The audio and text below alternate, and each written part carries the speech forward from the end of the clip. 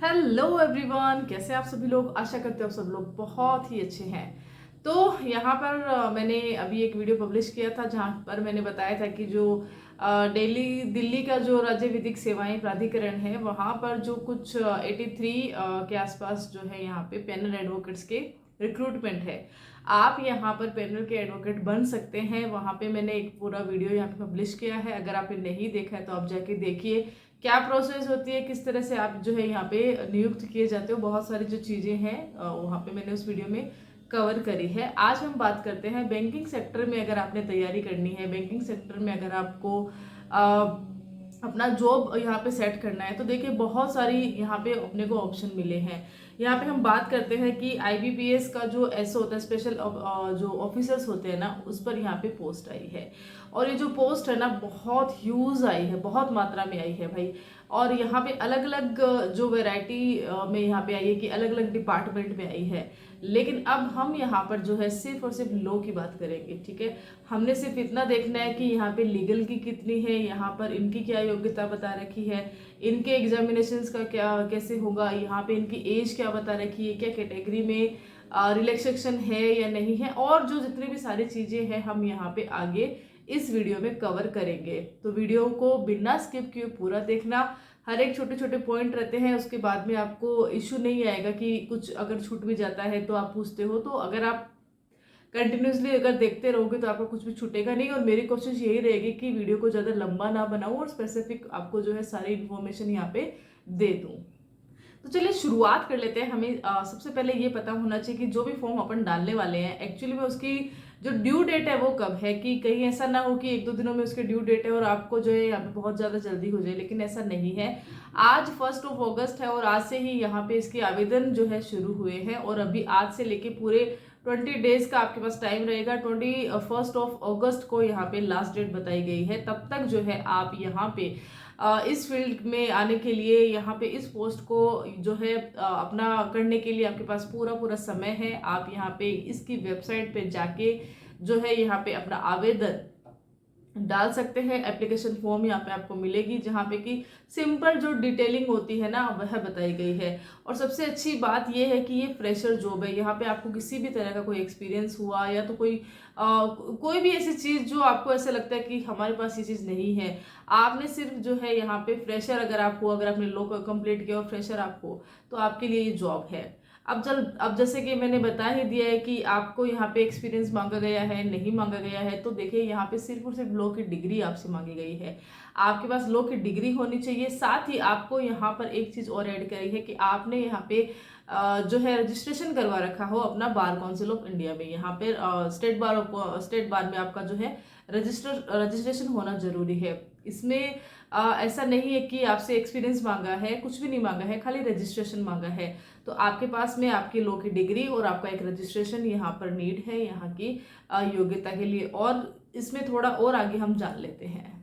Okay तो चलिए अब बात कर लेते हैं यहाँ के एग्जामिनेशंस की, कि यहाँ पे जो एग्जामिनेशंस होते हैं वो किस तरह से होते हैं। जो एक जो बोलते हैं ना कि एग्जामिनेशन स्कीम क्या रहती है। तो देखिए जैसे कि यहाँ पर भी ऐसा फिक्स है कि यहाँ पे आपका प्रीलिम्स एग्जामिनेशंस होगा, यहाँ पे आपको मेंस एग्जामिनेशंस देना होगा और यहाँ पर आपका इंटरव्यू भी होगा। यहाँ पे जो प्रीलिम्स रहता है वह सिर्फ और सिर्फ क्वालिफाई करने के लिए रहता है। मेंस में उसके नंबर जो है ऐड नहीं होते हैं, सिर्फ एक जो कट ऑफ होता है उसके अंदर आप आने चाहिए। आपको जो है यहाँ पे क्वालिफाई करना है। मेंस में इंटरव्यू में मिला के आपको जो है 40% आपका एक एग्रीगेट यहाँ पे बनना चाहिए। तो इस तरह की सिंपल सी जो रूलिंग है यहाँ पे बताई गई है। अब बात कर लेते हैं कि इसकी जो प्रीलिम्स एग्जाम है वो यहाँ पर कब तक होने वाले हैं। तो देखिए अगस्त जो है 21 अगस्त तक तो यहाँ पर इनके फॉर्म फिलअप होंगे। उसके बाद में करीब 1.5 से 2 महीने का एक समय दिया जाएगा प्रीलिम एग्जामिनेशंस के लिए। और अक्टूबर के अंतर्गत अभी डेट यहाँ पे उन्होंने मेंशन नहीं करी है, लेकिन जो मंथ है इन्होंने मेंशन किया है कि इस मंथ के अंतर्गत हम ये काम करेंगे कि एग्जाम लेंगे। यहाँ पे बात कर लेते हैं प्रीलिम्स एग्जामिनेशंस की। तो अक्टूबर महीने में यहाँ पे प्रीलिम एग्जामिनेशंस जो है इसके आपको जो है आवेदन इसमें करना है, आपको फॉर्म फिल करना है, आपको यहाँ पे एडमिट कार्ड मिलेगा और फिर उसके बाद में जो आपकी एग्जामिनेशंस भी होगी। और अब इस एग्जामिनेशन होने के बाद में नेक्स्ट मंथ में जो है इसका रिजल्ट आपके सामने आएगा। और उसके बाद में यहाँ पे बताया गया है कि नवंबर में इसका जो रिजल्ट आएगा। और हाँ, अब फिर मेंस एग्जामिनेशंस का क्या है, तो आपको जो है मेंस एग्जामिनेशंस के लिए आपको दिसंबर में आपको बताया जा रहा है कि दिसंबर में आपके मेंस होंगे, और उस वक्त आपको जो है ये एडमिट कार्ड, अगर आपने प्रीलिम्स जो है यहाँ पे क्लियर कर लिया है तो आपको वहाँ पे जो है वापस से आपको ये मेंस के लिए आपको फॉर्म फिल करना है, और उसके बाद में आपको यहाँ पे कॉल लेटर, ये जो एडमिट कार्ड है वह आपको मिलेगा, और उसके बाद में आपको जो है मेंस एग्जामिनेशंस होगी, और वह होगी आपकी दिसंबर तक आपकी बता के रखी है। एग्ज़ाम जो है ऑनलाइन होगी, आपकी प्रीलिम्स भी ऑनलाइन होगी, आपकी मेंस भी ऑनलाइन होगी, और इसके बाद में बताया गया कि इसका रिजल्ट जो है मेंस एग्जामिनेशन जो है इसका रिजल्ट कब तक आएगा, तो यहाँ पे बता के रखा है कि जो इसका रिजल्ट है वह जनवरी में आएगा। मीन्स की 2024 में यहाँ पे इसके फॉर्म स्टार्ट होते हैं, प्रीलिम्स होती है, और लगभग आपके मेंस एग्जामिनेशंस भी 2024 तक कंप्लीट हो जाएंगे, और उसके बाद में जो रिजल्ट्स है वह आपके 2025 में यहाँ पे अनाउंस होंगे, और उसके बाद में जो है नेक्स्ट मंथ आपका मे बी फरवरी और मार्च में यहाँ पर आपका इंटरव्यू होगा, और यहीं पे बाद में जो है अप्रैल तक आपकी यहाँ पे ये सिलेक्शन सिलेक्शन दे दिया जाएगा, मेरिट लिस्ट निकाल दी जाएगी, और आपको यहाँ पे पोस्ट भी दे दी जाएगी। तो एक बोलते हैं ना कि बहुत कंटिन्यूस यहाँ पे एक चलता रहेगा, कि ऐसा नहीं कि गैप आएगा या ज़्यादा समय लगेगा। विद इन 6 मंथ्स आपके यहाँ पे प्री मेंस और इंटरव्यू और आपको पोस्टिंग भी दे दी जाएगी। चलिए अब बात कर लेते हैं कि इसका जो सिलेबस होता है कैसे होता है। मेनली यहाँ पे मैं पूरा सिलेबस इस वीडियो में नहीं बता रही हूँ, लंबा वीडियो बहुत ज़्यादा हो जाता है कई बार, तो इसके बारे में अलग से डिस्क्रिप्शन बॉक्स में लिख दूंगी, या तो फिर मैं अलग से कोई वीडियो इसके सिलेबस के लिए रिगार्डिंग बना दूंगी। अभी फिलहाल हम सिर्फ इसके बारे में जान लेते हैं कि इसके प्रीलिम्स एग्जाम में क्या रहता है और मेंस एग्जामिनेशंस में क्या रहता है। तो चलिए इसके बारे में थोड़ा सा जान लेते हैं। अब बात कर लेते हैं यहाँ पे इनके एग्जाम्स कैसे होते हैं। तो देखिए इस तरह के जो एग्जामिनेशंस होते हैं, इस तरह के जो ये पोस्ट होते हैं, इनके लिए अलग से मार्केट में हमें गाइड भी मिलती है, और यहाँ पे हमें नोट्स भी मिलते हैं। अगर कोई कोचिंग सेंटर से वहाँ पर भी हम ये नोट्स ले सकते हैं। तो आपको भी अगर इंटरेस्ट है यहाँ पे इस फील्ड में जाने का, तो आप पहले यहाँ पे हर एक चीज़ को देख लेना कि आपके पास क्या क्या अवेलेबल है। और मेनली बात करते हैं प्रीलिम्स की, तो प्रीलिम्स में यहाँ पे बताया गया है कि आपको इंग्लिश लैंग्वेज का यहाँ पे रहेगा। अगर आप बैंकिंग सेक्टर में अगर इस तरह से लॉ ऑफिसर में आते हैं तो आपको इंग्लिश का जो रहता है वो रहेगा, और रीजनिंग का आपके पास ऑप्शन रहेगा कि आपको प्रीलिम्स में इंग्लिश भी रहती है, रीजनिंग भी रहती है। एप्टीट्यूड का जो एक सब्जेक्ट होता है वह भी यहाँ पे रहेगा।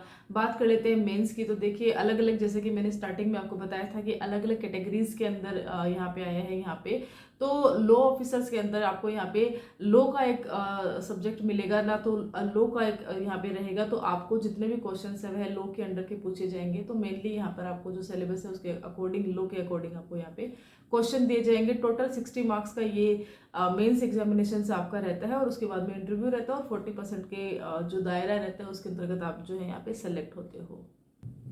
अब बात कर लेते हैं यहाँ पे कि इसकी जो एज क्राइटेरिया है वह कितना है, और यहाँ पे आपको फी कितना पेमेंट करना है।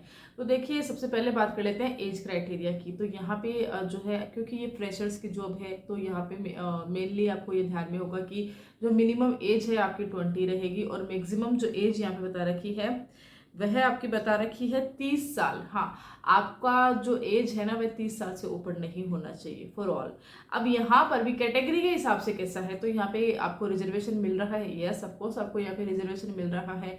अगर आप SC ST कैटेगरी के आ रहे हो, और या तो फिर आप पर्सन विद बेंचमार्क डिसेबिलिटीज की जो एक कैटेगरी होती है, अगर आप उसमें आ रहे हो, तो यहाँ पर आपको जो है 5 जो है यहाँ पर आपको 5 साल का SC ST के लिए मिलेगा, और जो है 3 साल का यहाँ पे जो है बेंचमार्क जो डिसेबिलिटी के पर्सन आते हैं उनको मिलेगा। साथ ही जो बैकवर्ड कैटेगरी के होते हैं, जो कि नॉन क्रीमी लेयर में आ रहे हैं, उनको भी यहाँ पे 3 साल का यहाँ पे जो है रिलैक्सेशन मिला है। और उसके अलावा जो सर्विसमैन, एक्स सर्विसमैन होते हैं, या जो रिटायर्ड आर्मी मैन होते हैं, या तो मिलिट्री के होते हैं, और इसमें 2-4 एक दो और कैटेगरीज होती है इसके अंडर, एक्स सर्विसमैन के इनके अंदर आती है। तो इनको जो है यहाँ पे 10 साल का रिलैक्सेशन मिला है। मीन्स की 40 ईयर तक ये जो है यहाँ पे एग्जामिनेशन दे सकते हैं, और बाकी फॉर ऑल सबके लिए तो 30 साल है ही।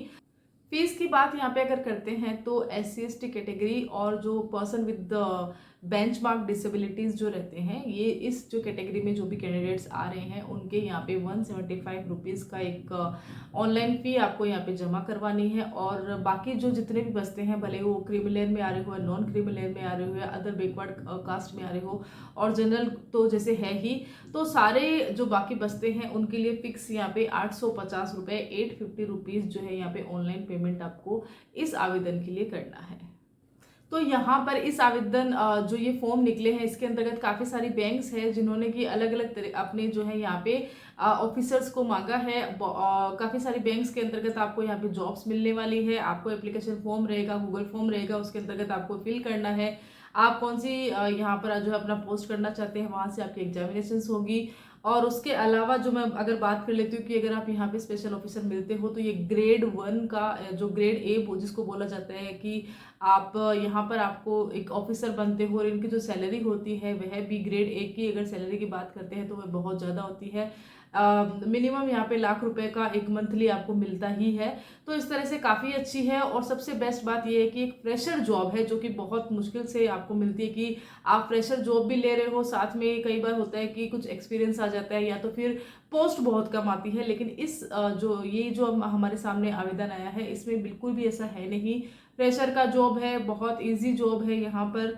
और साथ ही बात करते हैं कि एज रिलैक्सेशन का भी है, अगर आप अदर का जो है अगर कोई रिजर्वेशन कैटेगरी में आ रहे तब भी है। और आपके पास एक बहुत ही अच्छा मौका है स्पेशल ऑफिसर बनने का, बैंकिंग में आपको लॉ ऑफिसर बनने का बहुत अच्छा मौका है। तो यहाँ पर आप जो है अपना आवेदन जरूर डालिए।